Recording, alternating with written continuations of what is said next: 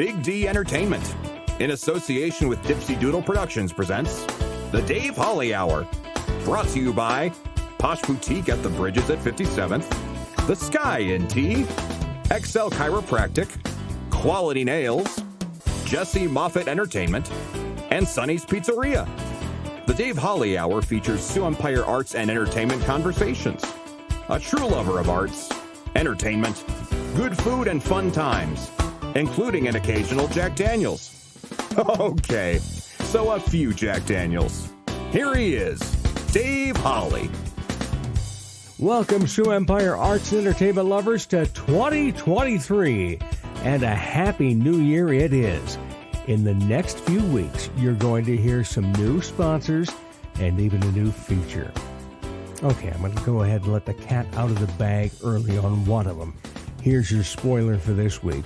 We're going to be doing weekly features on Sioux Falls Arts Council's microgrant recipients throughout the year. Very excited to be working with them. Meanwhile, this first episode of the new year features two great conversations. In a few minutes, we will hear from actor Sean Mueller about how he got interested in theater. Later in the show, we hear from photographer-cinematographer Vince Dahn on how he loves helping businesses grow. Plus, we'll tell you who gets this week's honorable mention, as well as draw for another winner of Pizza with a Podcaster. But first, let's pop the cork on this bubbly little show. Time to grab your favorite beverage, lift it high, and toast it to being Thursday, a.k.a. Weekend Eve. Hey, the weekend isn't around the corner, it's here! So long, hump day in your frumpy way. We say hello to Thursdays with opening nights. The weekend is near and we can see the bright lights. Yes, Thursday, you're so hearty, we can't wait for Friday, so a day early, we start the party. Whatever you might be drinking is probably determined by the time that you happen to be listening to this show. But again, that is the great part about being a podcast, is you can listen to it whenever you want. You can repeat it. So maybe you could drink it with one beer and then later on drink it with a scotch or a tea or what have you.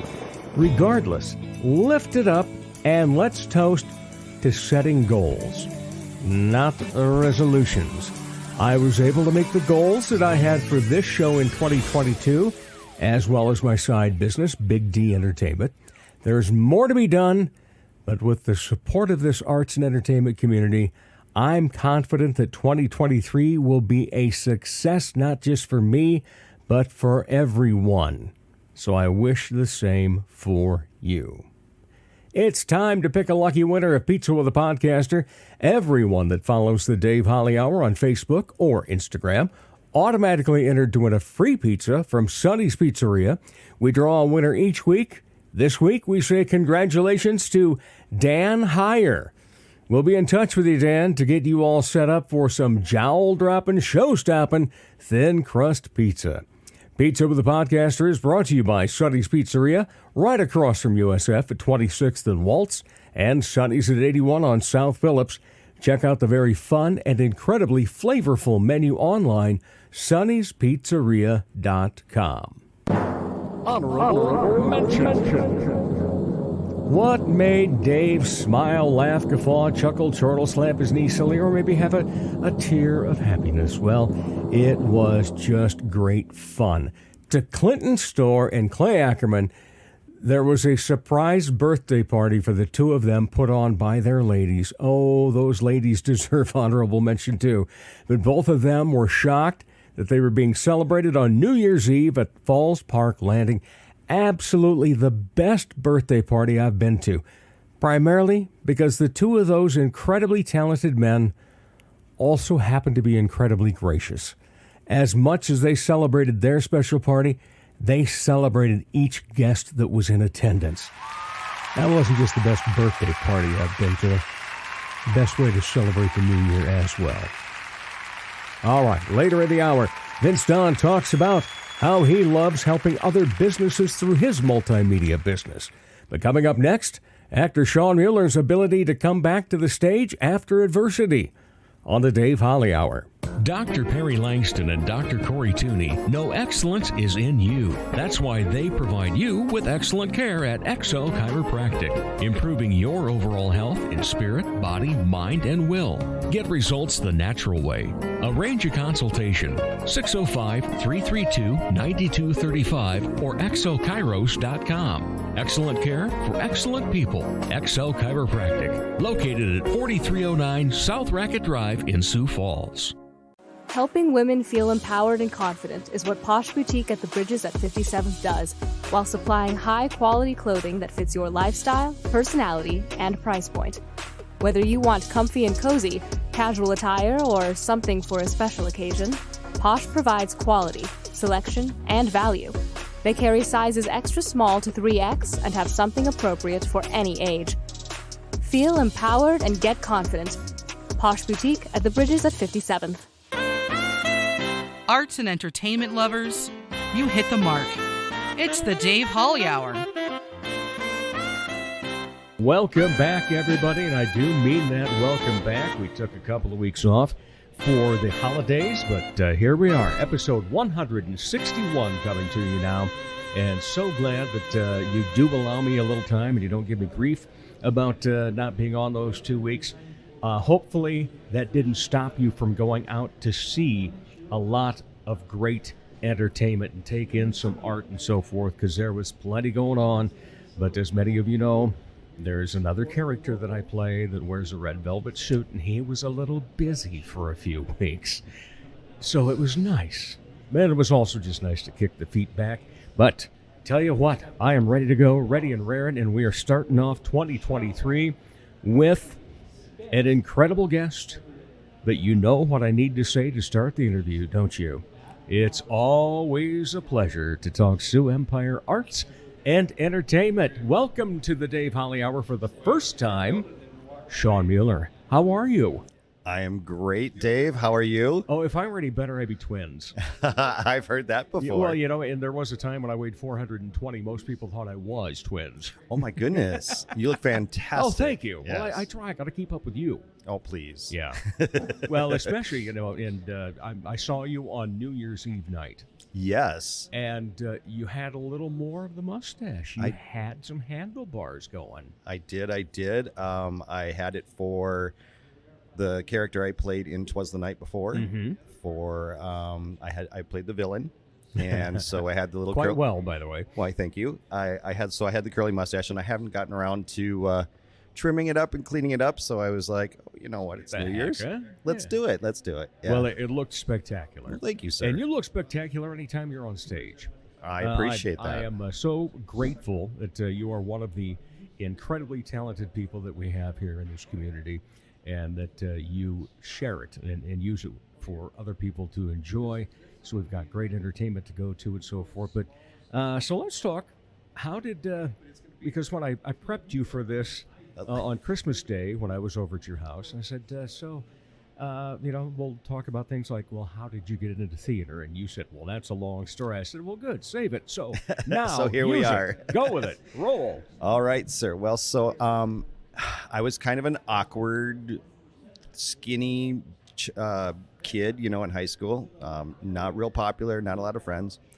And when I transitioned from middle school to high school, I was like, okay, this is the big change. You got to, you know, embrace it. You're moving on out of middle school, which is always awkward and difficult.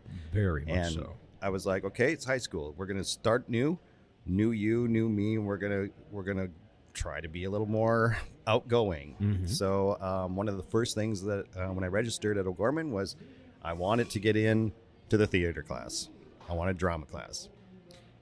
And unfortunately, I was a late registrar. Oh, so no. Yes. So when I was sitting there talking to the counselor to get registered, and I expressed to them that the one class that I really cared about and that I wanted most was drama. And he talked to the theater director there at the time, was Sarah Speltz. Some of your listeners will probably remember and know her well. She was very upset that the counselor actually called her to Oh, try to get my. another person in her class. And she was actually walking down the hall. She told me this story. This is how I know, because she was walking down the hall to chew him out and to tell him absolutely not. And somewhere between her class and the registrar's office, she was, you know what? No, I'm going to let this kid in. And so if it wasn't for Sarah, I wouldn't even have gotten my foot in the door, and I probably would have been discouraged and not even pursued it. So obviously the class worked okay. The class was amazing. My first role was under the sycamore tree. No, I take that back. It was the Phantom Toll Booth, and it was a children's play. And I was lucky enough to have to play 4 characters at one time. Oh, my. Which was very difficult for a newbie. Right, yeah. A freshman? Yes. At this point, right? Yes. And it was like, okay, well, this is my chance to shine. And so I did. And Sarah Miss Speltz, was so encouraging and just told me that I deserved every minute of being on stage, and I deserved the opportunity that she gave me, and she had no regrets. And from there, I just kind of kept going. Yeah. All right. So how about to college? College, I didn't do any theater during college. Okay. I took a break. And then I got back into theater doing dinner theater here in Sioux Falls out at the Howard Johnson's when that hotel used to be around. And some people will remember. I'm aging myself, aren't I? Had a great bar, didn't it? Oh, yeah. Yep, the Sunbird. I'm aging myself so bad. So anyway, so well, I'm older, so don't worry. So I got kind of into doing theater through dinner theater, which was mostly improv. It was loosely scripted, Right. And that was a lot of fun. And that's how I met my spouse. Was they were doing dinner theater in a different organization than I was, Right. But we had come together knowing that these two parallel collided somehow, and here we are today. And then I did take another break from theater for a while, and I did Halloween was my big thing. So for about 20 years, I did haunted yards in McKinnon Park. Oh. And they were huge, absolutely they were. huge. So that was a lot of fun. And then a lot of people moved away, so that just kind of dissolved.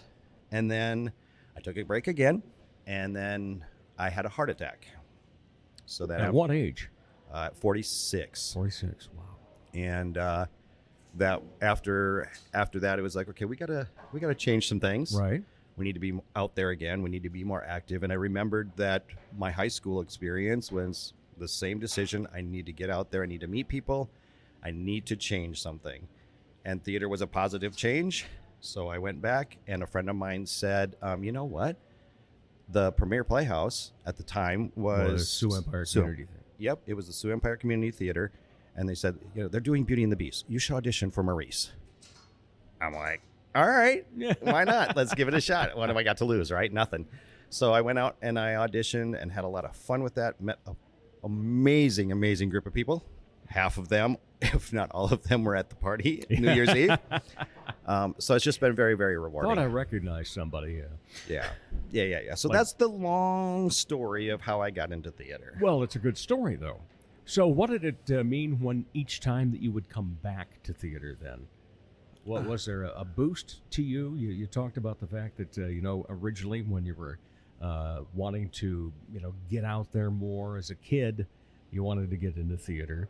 And is that same feeling come along every time after you've taken a break? Every time I've taken a break is to, I don't know, I get self-conscious, I think. And I think, well, I need to step aside. There's more talented people out there that need this opportunity, and there's just better actors. I mean, I'm good. I won't say I'm not, but I know that there's a lot better talent out there, and they need that opportunity as well. Well, thankfully, we've got a few places that you can play now. We do, exactly. And so that's the next thing that I started doing is like, okay, I am not just going to stay with the Playhouse. I'm going to try other venues. Old Town Dinner Theater, I haven't done a show there yet, but I am on the board. And then I went out to Corson recently for 'Twas the Night for the Christmas show. And that was a wonderful experience. So it's just been, for me, to get to your question. Sorry, I always take the long way around. That's okay. It's a podcast. I'm not constricted by time like radio. Well, that's a good thing. We have endless time. You're not even wearing a watch. Okay, so to answer your question, what is it that keeps coming back to the theater? It's the experience with the people. It's the community. It's the art. There's so many things. And every time I do a show, every time I'm part of something, I get this recharge for myself. Mm-hmm. And it's just rewarding. It's a positive thing to have in your life. Was it even more so after the heart attack? Yes, because it was life-altering. Obviously, I faced death when you have a heart attack. So you got that for recall anytime on stage, right? I do. Yeah, just in case anybody out there wants to cast me for a death scene, I can have a heart attack on stage, no problem. But for me, so right after that, I got into Beauty and the Beast, and there were some amazing people in that show, on stage and backstage. And my favorite person of all time is Luke's. I don't know. Yeah. I can never pronounce your last name. I'm sorry, Luke. But he was so attentive to his actors' needs. He paid attention when I was overheated and sweating and hot, and he was always ready with water and a fan and asked if I was okay and if I needed anything, because he was aware that I had the condition. And it was pretty soon, shortly after that I had the heart attack, that I was getting back on stage. So I was still in recovery, and it was just wonderful that the community didn't hold that against me. They were like, you know what? No, we don't care if you had a heart attack. Get your butt out there and do your work. You're going to dance in all these numbers, and you're going to like it. And it was all good. It was all good. And at least that was not, COVID restriction with masks and so forth, was it? It was, actually. Yeah. Okay. We had the split casts for Beauty and the Beast because of COVID, and we all had to wear these plastic shield masks, so that was a whole different dynamic to bring into it. But yeah, no, that didn't bother me that it was COVID. It was just like, you know what, we need to keep going. See, here's the thing then. Obviously, it was so good that I forgot that part. Why, thank you. I because appreciate it. I just remember the whole situation. It's like, oh, man.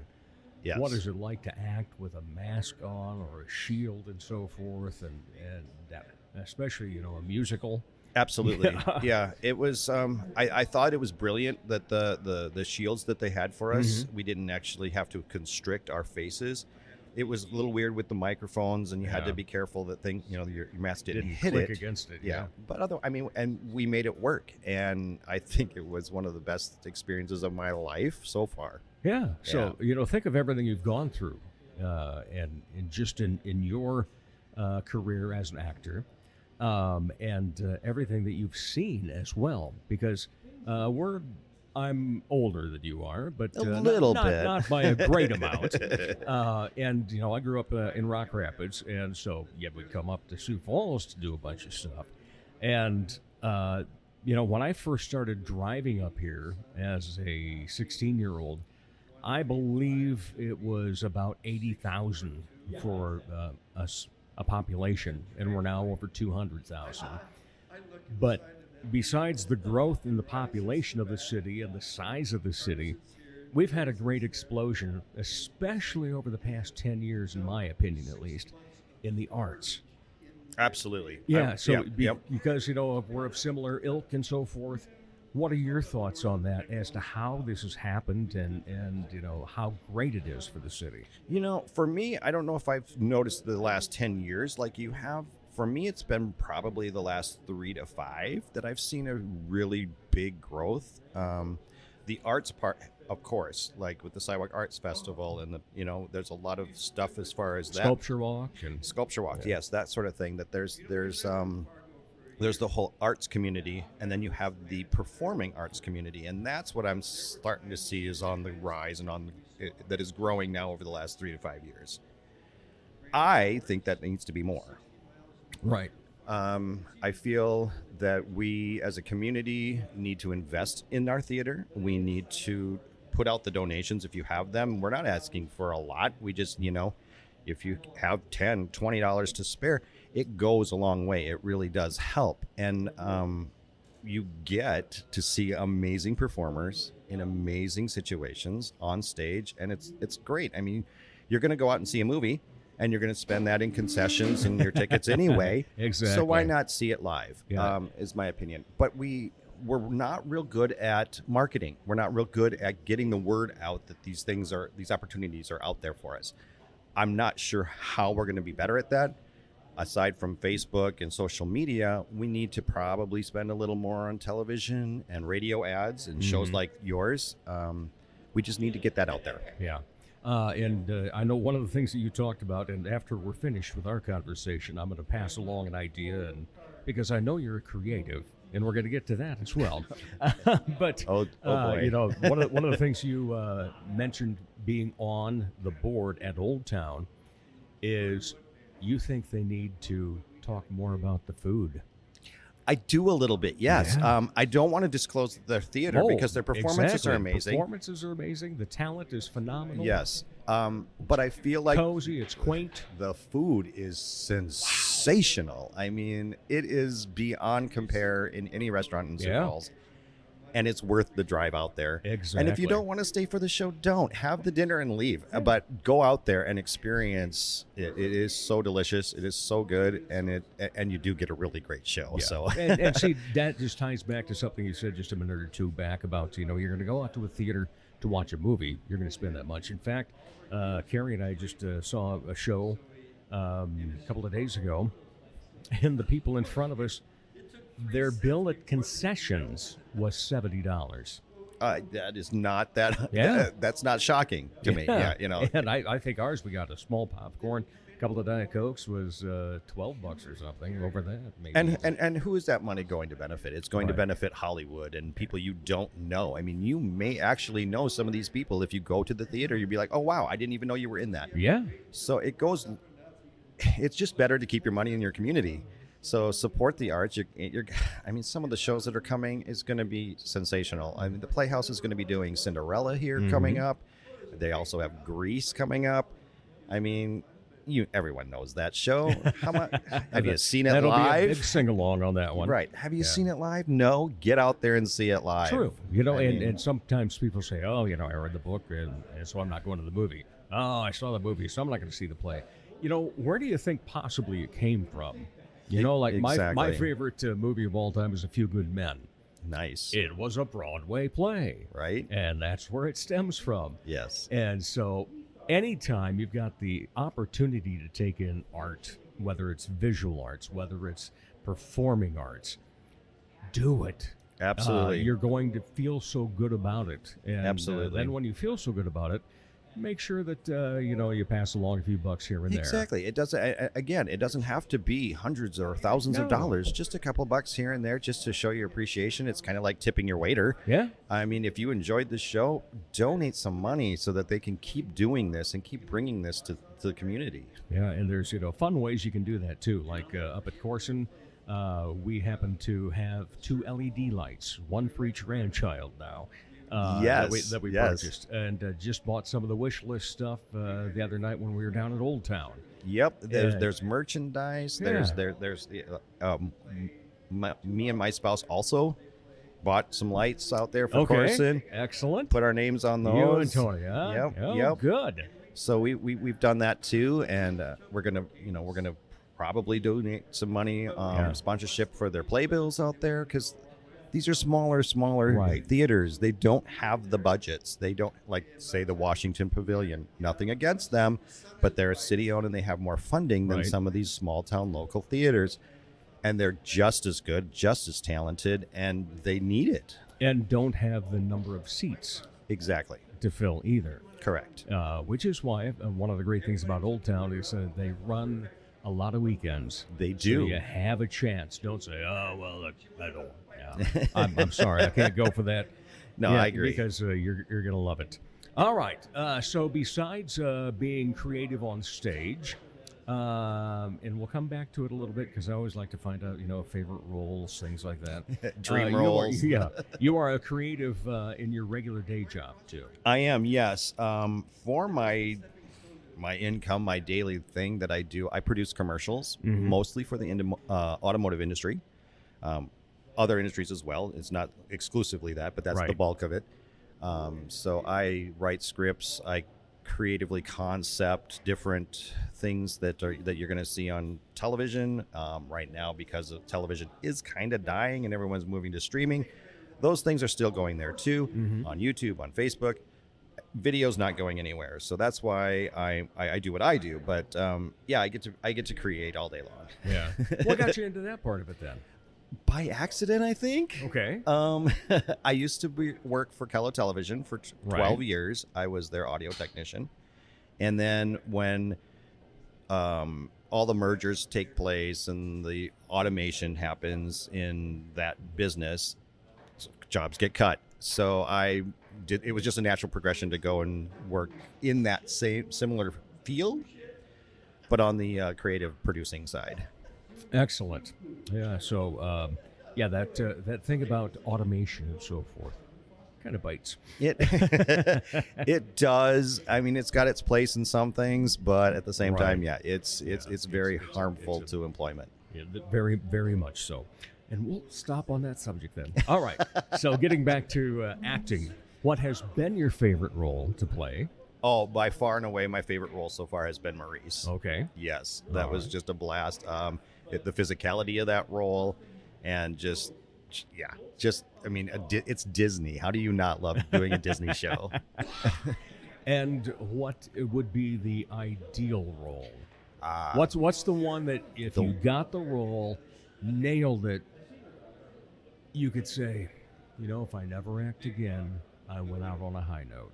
Well, there's 3 of them. Well, name them. I would love to do Jafar in Aladdin.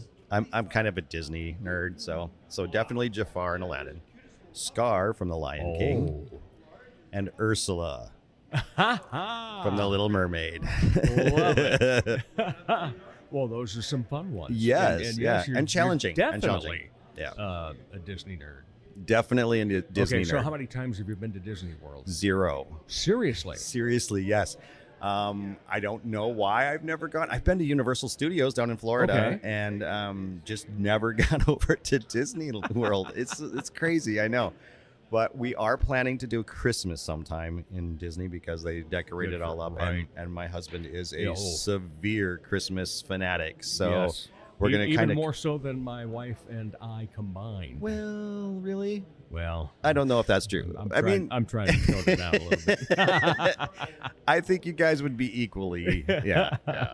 But it's okay. It's like, you know what? He supports my whole crazy acting, theater stuff, so I have to go ahead and support it. And that is such a great thing. You do need to have that because, there's going to be some late night rehearsals. You're going to have rehearsals on weekends and all of that, and then you get into showtime.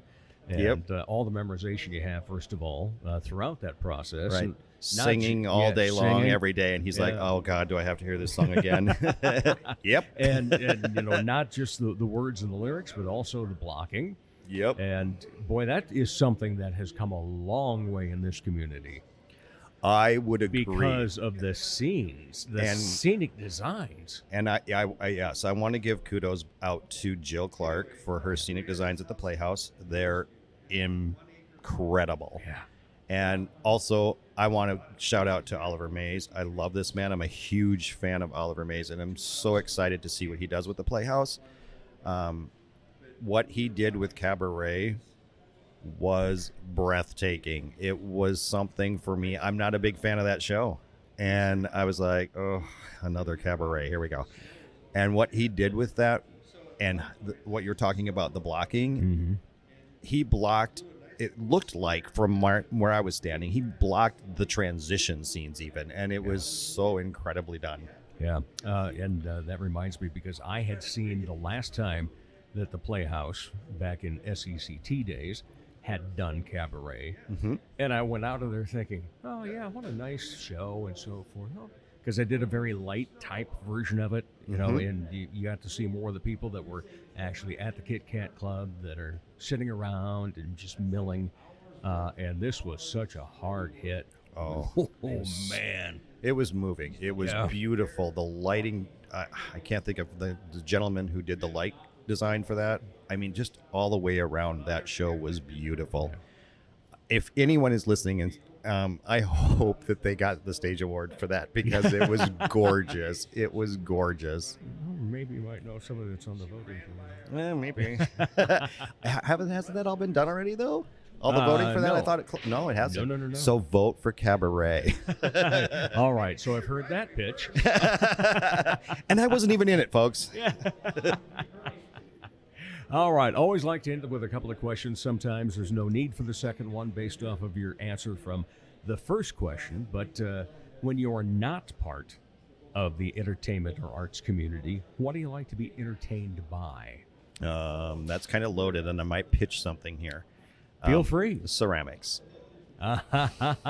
Pitch away, because I have a feeling there's a possible new advertiser coming There along is in 2023. There is a new advertiser coming along.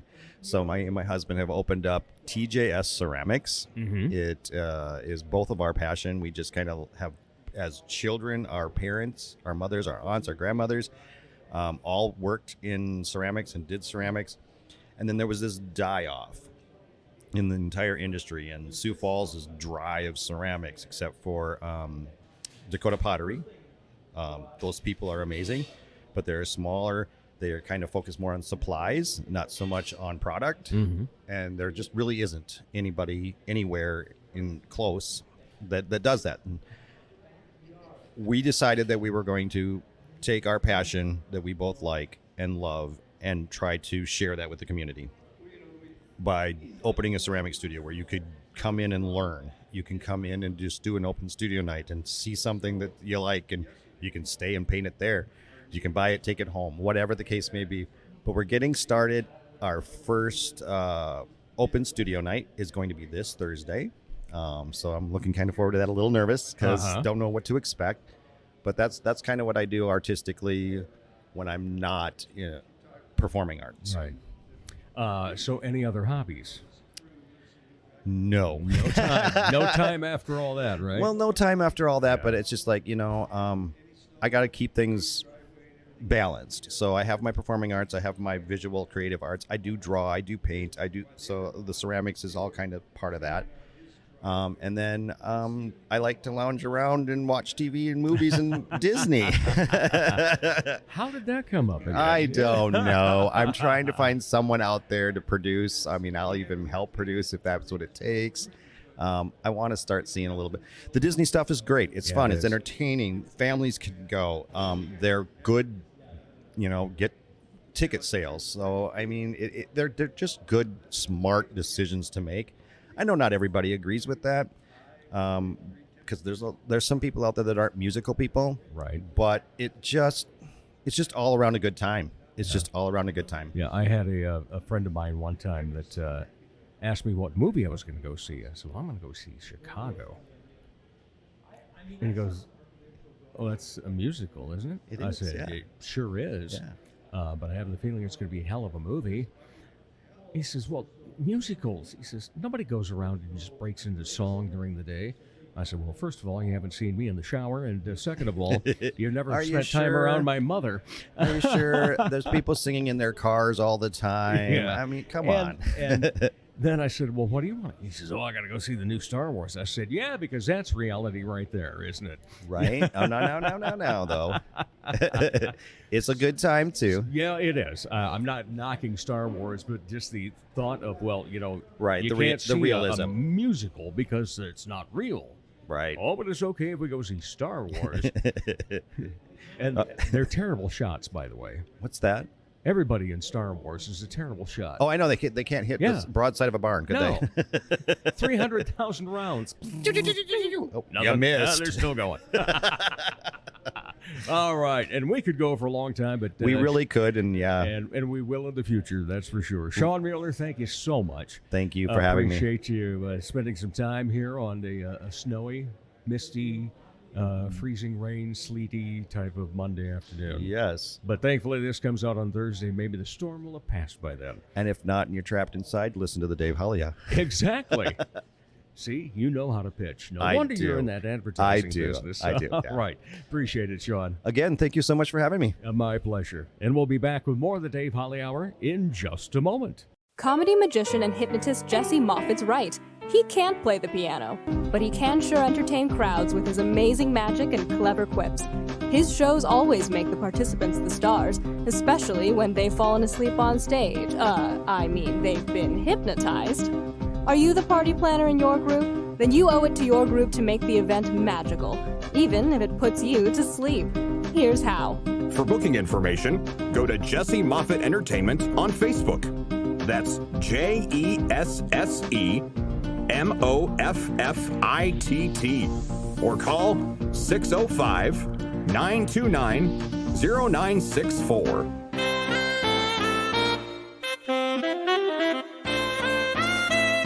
The Dave Holly Hour, like eavesdropping on a great conversation between two very interesting people. Welcome back, everybody. Oh, you know what I'm going to say? Yeah, I'm going to start it right off. Here we go. It's always a pleasure to talk Sioux Empire Arts and Entertainment and those that are associated with it as well. And once again, a first-time guest, Vince Dahn from Forefront Studios. How are you? Hi, Dave. Thank you for springing a guerrilla interview on me. I love it. We came in today. We thought we were just going to have a meeting, and Dave's got a whole setup, and he's like, surprise podcast. Yeah, so you jump right into it. But you're used to it because you do podcasts and so forth, a lot of media type things. And that's part of the reason that I wanted to have you on. And then, I'm sitting there watching TV last week, morning time, and they go, oh, we're down here at Forefront Studios with Vince Dahn. And then you tell the world about all the great stuff that you're doing. And it's like, I had already been thinking about having you on the show because of a mutual friend, Michael Sorensen. And because he was telling me, I was asking him about business things. And he says, well, you should really talk to Vince about this. Okay. So I had you in the back of the mind. Then you pop up on TV. And the first thing out of my wife's mouth when we see you was, you should talk to that guy. Well, thank you for being one of our 5 viewers in the morning. I never know. Come on, there's 15. I never know how many people that are like, oh, you need to be ready by 4:45. Oh, that's brutal. Yeah. Oh, my. But you did well. That's why I had Jeff talk first. Yeah. So how did the Forefront come about? And tell everybody everything you're involved with, because I know that you're a photographer and a cinematographer, and you love helping people with media, social media especially, right? I do my best. Yeah. So hello, everybody. My name is Vince Dahn. I consider myself a Sioux Falls boy, even though I wasn't born here. Mm-hmm. I basically grew up here, graduated out of here, went to school in Chicago, moved back here, started a couple of businesses. How do I say this? I really enjoy being a part of my community. I know, to me, it's very interesting and really cool to compare Sioux Falls as it was when I was growing up to what it is now as an adult, right, and being an active participant in it. What made you get into business here then? So this is the part where I tell most people that I went to school to be a lawyer, or I wanted to be a lawyer. Mm-hmm. And in the 9th hour, when I was applying to law schools and taking my tests and everything, 3 pivotal things happened. Prior to that, the year before my senior year, I went to school in Chicago. The year before that, I'd been given an opportunity by the U.S. State Department to go abroad. They wanted to send students to do documentary work in Southeast Asia. My dean nominated me. My parents were absolutely terrified, but they acquiesced, and I spent 6 months in Vietnam and traveled to Thailand, Cambodia, and all those places. And I had no idea what I was doing with the camera, and I just fell in love with it. And then I was like, oh shoot, I'm in the wrong major, but I better finish my degree, right?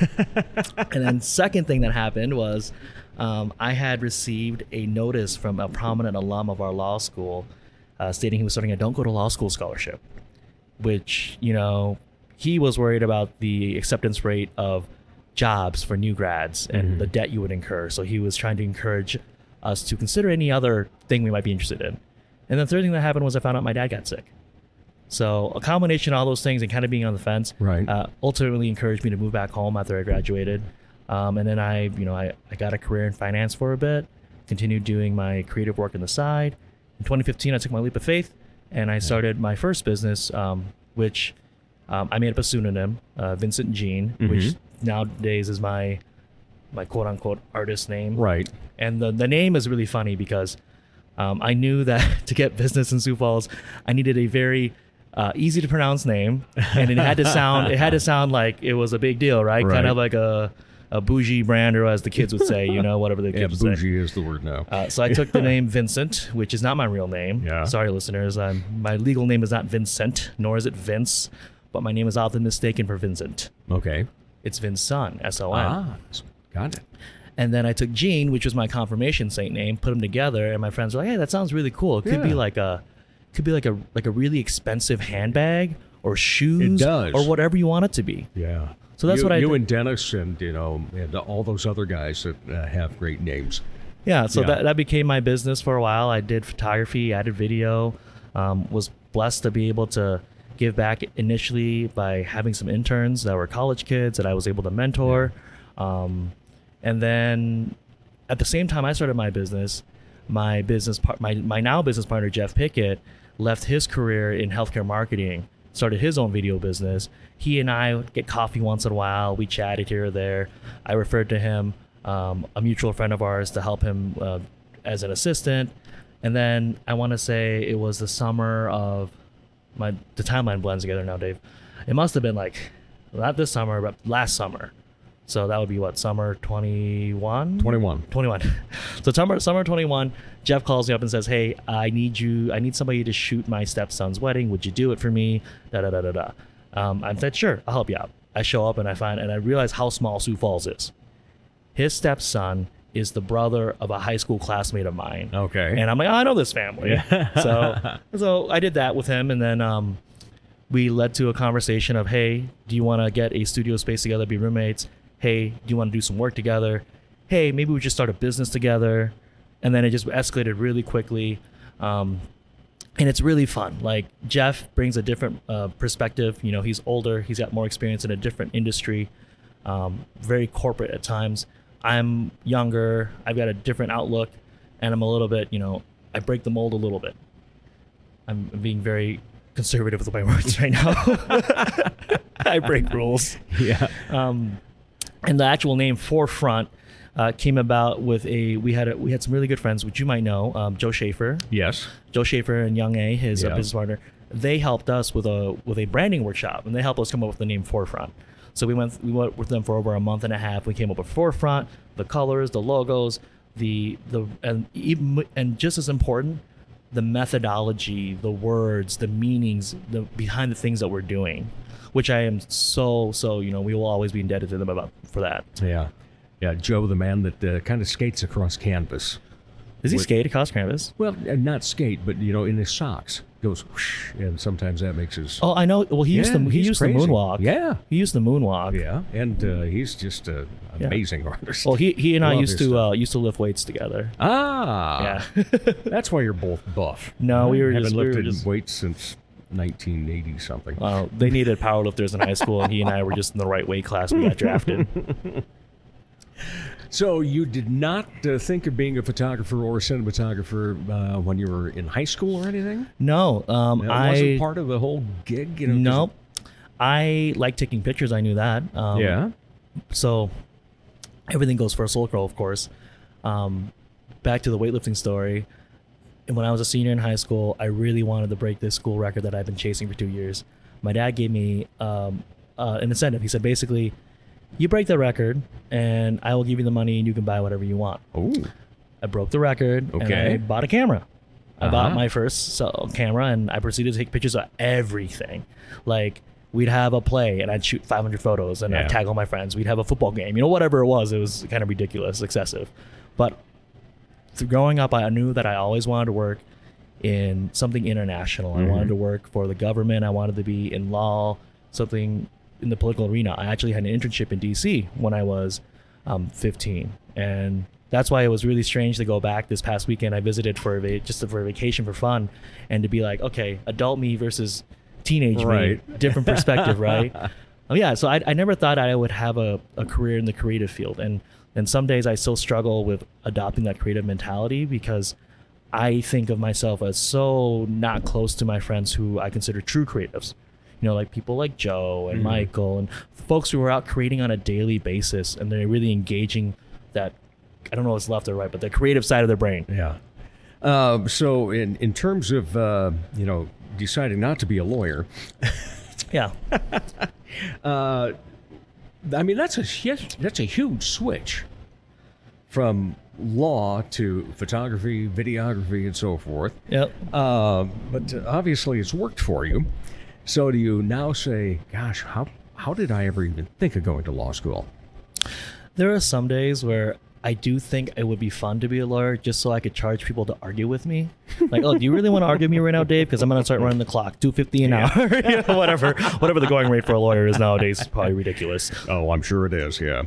I'm glad that you made it into the creatives, because I don't talk to lawyers unless I need them, of course. When it comes to being creative now, and so you said that, there are days that you kind of go like, I don't know if I'm, there's these other people, but obviously you've got that in you. What do you enjoy most about that, about being a creative?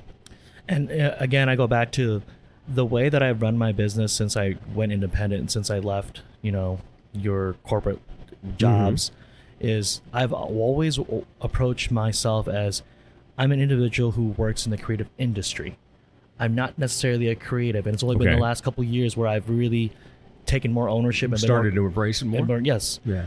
Part of it was because I have, we talk about, we know very, very, very wonderful, beautiful, creative artists out there, but the amount of them who can actually make that switch where their art is actually providing a living is a lot less than it should be.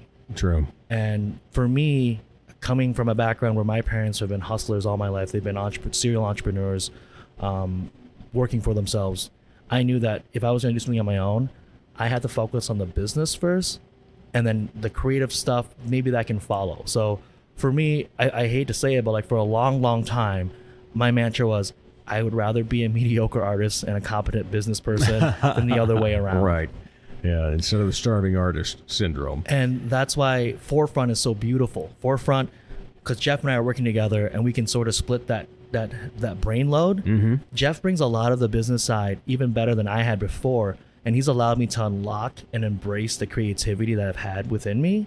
Because before I was like, please don't call me an artist, because that's a disservice to my friends like Joe and et cetera, because they're real artists. I'm just a guy who makes stuff that people like and gets paid for it. And that's what I struggled with for a while. Yeah. But by the same token, people see you out and about.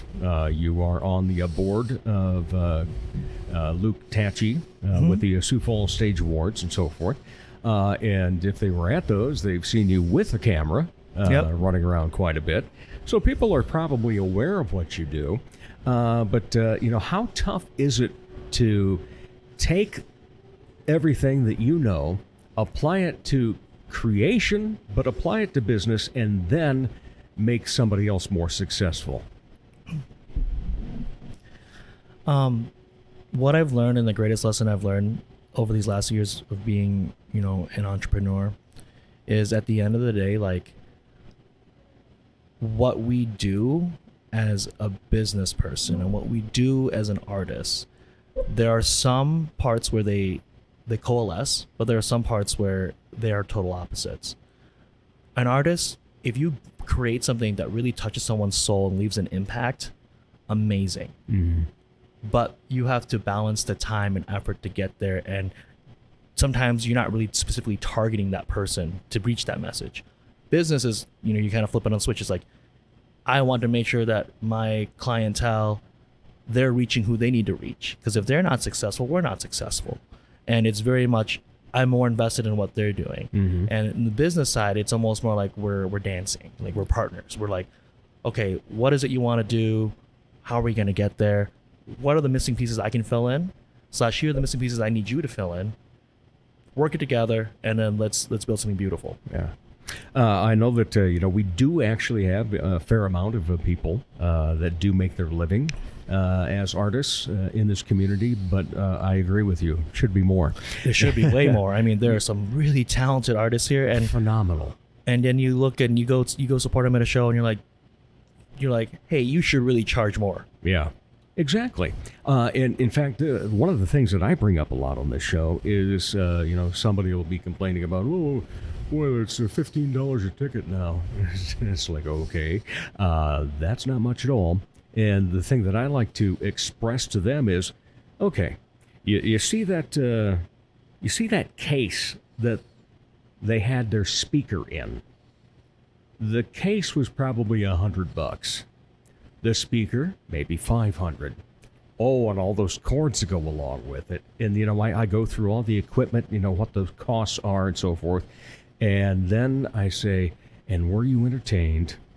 And did you enjoy yourself? Because somebody worked their butt off practicing, rehearsing, and learning how to be a great musician or a great visual artist and so forth. And that's the trickiest thing with pricing as an artist. Yeah, very true. Yeah, I have a lot of young, aspiring or current artists who reach out to me and say, hey, I want to make the leap in starting a business. Mm-hmm. And the first thing, I always ask them, so what are you going to charge? Well, I think I charge this much an hour. And I said, well, really, why do you want to charge an hour? Because aren't you worth more than that? And doesn't that not reward you for being better at your job? Yeah. And then it's kind of that mentality shift. It's a really interesting, like these last couple of years, just navigating and putting my, having one foot in the artist side and one foot in the kind of the more business side. And I still don't know how to do it sometimes, but I'm very glad that I have really good friends in both aisles that I can rely on. Yeah, one of the things that I've always been afraid to do is charge too much. And I think that's a mentality that unfortunately happens. And you've got to learn to value yourself in terms of what you are worth. And I remember one time I was going to do a one-man show for Sunshine's Christmas party. And I quoted a price. And he goes, no. And then he says, 500. And it's like, oh, okay, fine. And, you start to learn things along that route, but it is still tough to implement them, too. Mm-hmm. The two things I'll speak about that to folks who are listening, especially folks who are going into entrepreneurship and they're in artist spaces. One, like, it's better to start high and go low. Yeah. Than negotiate lower than it is to start out really low and then always be known as that person who is the cheap person. Mm-hmm. And then two, in your case, like Dave, like now knowing what I know, I would have just said to that guy at Sunshine, sure, we can do it for $5, but we're going to write on the invoice $2,000, $3,000, whatever you wanted to charge, and we'll say it's a discount or whatever. Right. So at least on paper somewhere, it says the value that you had put on there. True. And I still remember a fellow entertainer one time told me, he says, you may have a rate. He says, but you also have to think of what are you doing this event for? He says, if your regular rate is $100 an hour to do something, but then the pavilion calls and says you're going to be opening for a major headlining comedian, he says, you better be charging more than that. The situation is going to demand that you be paid more. Oh, exactly. Yeah, and there's just, so many things along that line that people need to take into consideration. What was the biggest thing that you learned in that regard about, being able to negotiate, setting the prices and fees and so forth? That is where I had a lot of pitfalls early on. I remember always wanting to make sure that people got value. So I would cut a deal and I'd offer lots of things. And to the point where I was probably going to race myself to the bottom if I kept doing what I was doing. One thing that has really helped myself individually was just seeing myself where I wanted to be, kind of creating a goal of okay, I know that I need X amount of dollars to achieve this. There's, pay my bills, but there's also the growth. What do you want? How do I want to grow? Mm-hmm. What's going to require the grow? And if you don't know the money amount, it's fine. Just put an arbitrary number. Because as long as you have a number that you can sort of work towards, one thing that Jeff and I like to do, let's say at Forefront, is we like to help our clients paint a target. Because at least if you have a target, you're in the same general direction. If you throw a dart and the dart kind of misses, you're still closer than you would have been. Right. Otherwise, you're just throwing blindly. So I definitely say that. The other thing too is it is such a weird mentality shift.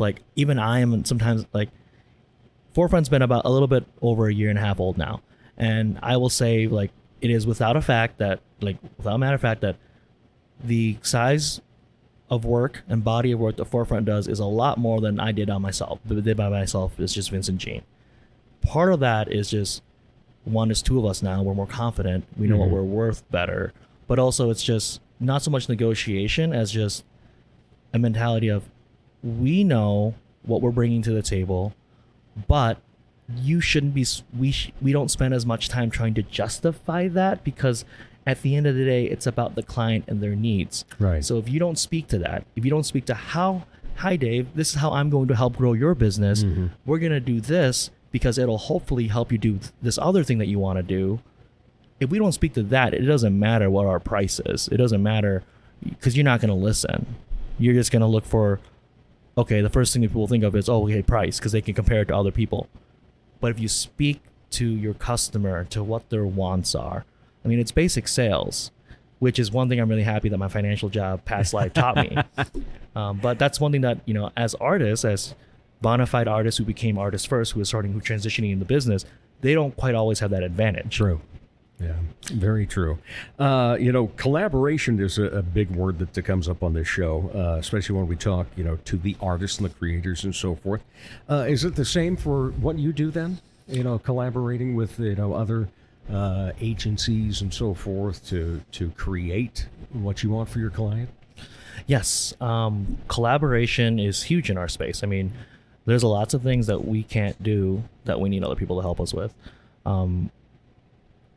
Jeff doesn't like it, but I always say Forefront is kind of like we offer agency solutions at a boutique approach, because he doesn't. He doesn't like boutique? Well, no. Okay. Okay, I'll remind you. Jeff used to be marketing. He used to run the marketing for some very prominent organizations in our community. So he's had to deal with agencies. So he doesn't always like to say. I mean, we went to 1 Million Cups, and he kind of came out and said we were anti-agency, and I kind of had to say, no, we're not anti-agency. We work for agencies too. But I think what he means to say is we don't have the overhead that an agency does. When you work with Jeff and I, you're literally working with Jeff and I, and whatever Jeff and I do is what we charge you for. We're not going to charge you for the 10 other staffers that we don't have, or that we would have, if we were an agency. That's what it comes down to. And speaking of that, then, so when I saw you on the morning news last week, you're talking about helping people and so forth. Yeah. Tell us about that program. So when Jeff and I got together, and we came up with Forefront with Joe and Young A's help, the next phase of any business is, okay, what's the goal for the business? Obviously, you have a fiscal goal, like how much money do we need to make to keep the lights on? How much money do we need to make to get the salaries we want? How much money do we need to make to do the things we want to do, et cetera, et cetera. And then just as important to him and I was, okay, that's great. We have our numbers that'll help us, drive our sales goal, drive, our strategy. But the other goal we should set up is, how do we measure our impact? What do you mean by impact? It was like because people are going to say, what do you mean by impact? Well, how do we know that the work we're making matters? How do we know that the work we're doing is leaving more of an impact than just the dollars that are being traded?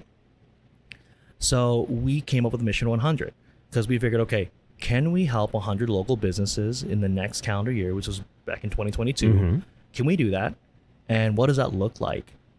So we started tracking, what businesses we were helping, how we were helping them, whether it was making videos for them, doing photos for them, sitting down with them and consulting with them. We tracked it all. And I think our final tally, it's north of 107. I stopped counting after a bit, because we're like, okay, I don't know what else we have to add here. But I'm so happy we accomplished that. That was been kind of our driving force this year. We have it on our wall, and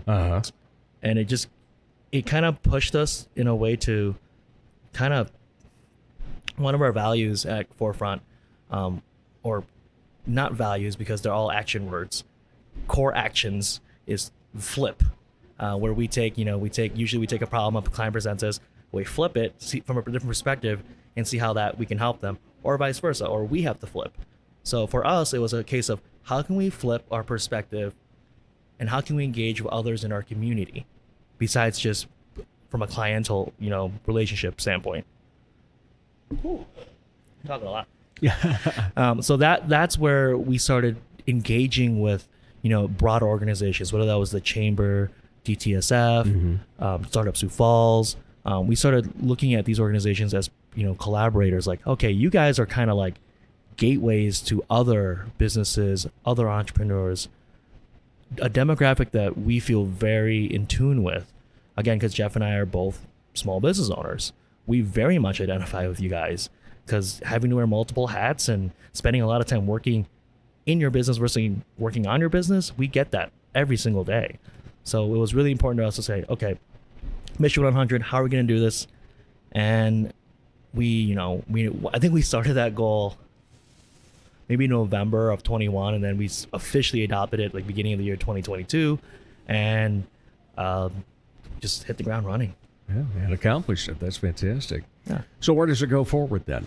What's next? So what's next? I don't know if I'm at liberty to share all this yet, because again, this is a guerrilla interview.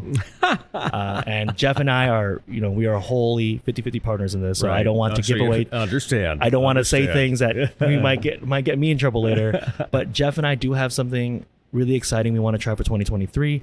It's not another Mission 100, because we've already, we've done that already. Right. We want to go more introspective. We want to make a deeper impact. We want to make an impact that can affect, hopefully, some social change. Excellent. So that's as much as I can say. All right. Well, we'll let you off at that gate then. Yeah, you have to check the next morning show in a couple months when we announce that. Well, we watch every day. All right. Well, Vince, appreciate you coming in. And so there's always a couple of questions that I like to end with. Sometimes what you say in answer one might negate having to ask the second. Of course. But, the first one is, when you are not part of the creative community, then, what do you like to be entertained by? What do I like to be entertained by? Yeah. Like, Are you a music lover? You love going to movies? I would say that my entertainment / therapy is cooking. Wow. What's the go-to dish? There's not so much a go-to as there is much like there's rabbit holes. 2 weeks ago, I really wanted to learn how to make creme brulee, so I brought a kit. And then next thing you know, I had like a bunch of my friends over, and I was force feeding creme brulee to them to figure it out. Last week, I made a beef Wellington because I just had this weird obsession. I was like, I want to try to see if I can make this. Maybe someday I'll if I have spare time, I'll audition for MasterChef or something fun like that. But cooking is just, it is that nice experience of, you get to cut things up, you get to cut up your feelings, put them in a pan, cook them, then eat them. And if it's good, you can share it with other people. And I just enjoy that a lot. I mean, it's my go-to like thing. Like, that's what I'm gonna do after this. I'm gonna go cook. So what are you cooking tonight then? Well, I stopped by the market by Morales, and I grabbed some. What did I grab? I grabbed tomatoes and some leafy greens. I'll probably make some sort of stir fry, nothing crazy ambitious right now, because it's my first day back after vacation. Yeah. So. Well, we're glad that you took some time. So then the final question, but cooking probably covered it. Any other hobbies? Other hobbies. Let's see.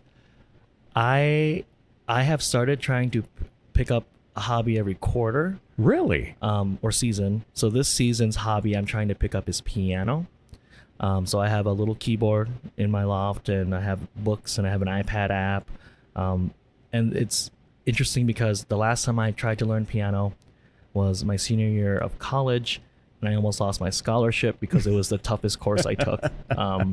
Aside from that, other things I like to do is I enjoy singing, I enjoy dancing, and I mean, that's plenty. That's why I have lots of friends in the spaces of the things I like. Of course, I love going to shows and seeing performances as well. All right, fantastic. Vince Dahn, thank you so much. Appreciate your time for this guerrilla interview. Yeah, thanks so much for bringing me on, David. It's been a lot of fun. It's not so often that I get to be a part of a podcast. Usually I get to be the guy on the board. Exactly, running it and so forth. Well, I appreciate your time. Thank you so much. Thank you. And we'll be back to wrap up the Dave Holly Hour in just a moment. Ladies, when it's time to give your nails some love, get that extra special treatment from Quality Nails on South Minnesota Avenue in Sioux Falls. manicures and pedicures that look great and make you feel fantastic. Zaya and Tony provide professional care for your hands and feet, whether you just want the basics or an extra special look with added flair. Oh, and guys, it's okay to treat yourself too.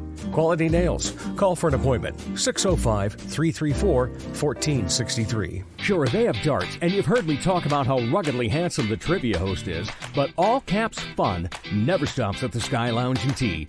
And fun is best had with your friends enjoying live entertainment, as in live and local. Yeah, the Sky Lounge believes in giving you the best bands, solo artists, and comedians from the area. The Neo Johnsons, Elizabeth Hunstead, Skylar Volks, as well as many others. And a great staff will make sure you enjoy your fun at the Sky Lounge in Tea, South Dakota.